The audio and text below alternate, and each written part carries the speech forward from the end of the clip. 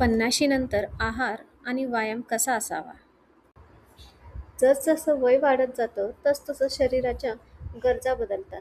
50 नंतर शरीरातील ऊर्जा कमी होत जातात आणि तसेच शरीर आणि चयापचय मंदावत जाते.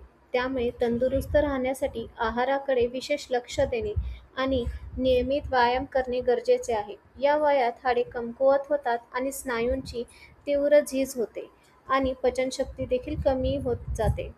असे बदल दिसून येतात. 50 नंतर योग्य आहार.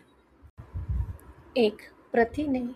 स्नायू मजबूत ठेवण्यासाठी आहारात कडधान्ये, डाळी, दूध, पनीर, अंडी आणि मोड आलेल्या कडधान्याचा समावेश केल्याने प्रथिनांची कमतरता जाणवत नाही. 2. कॅल्शियम आणि व्हिटॅमिन डी. हाडांच्या मजबुतीसाठी दूध, दही, ताक, सोयाबीन, पालेभाज्यांचा भरपूर प्रमाणात वापर केल्याने कॅल्शियम आणि व्हिटॅमिन डी मिळते. 3. फायबरयुक्त अन्न. पचन सुधारण्यासाठी सालासकट फळे, पालेभाज्या, ओट्स आणि तृणधान्य खाणे गरजेचे आहे. 50 नंतरचा योग्य व्यायाम. 1. चालणे. दररोज 30 मिनिटे वेगाने चालल्याने खूप फायदेशीर आहे.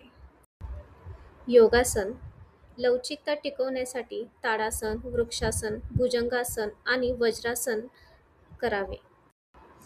संतुलित व्यायाम. पडण्यापासून वाचण्यासाठी आणि संतुलन सुधारण्यासाठी योग्य आणि स्ट्रेचिंग करावे. प्राणायाम. श्वासाचे व्यायाम आणि ध्यानधारणा मानसिक शांततेसाठी करावे.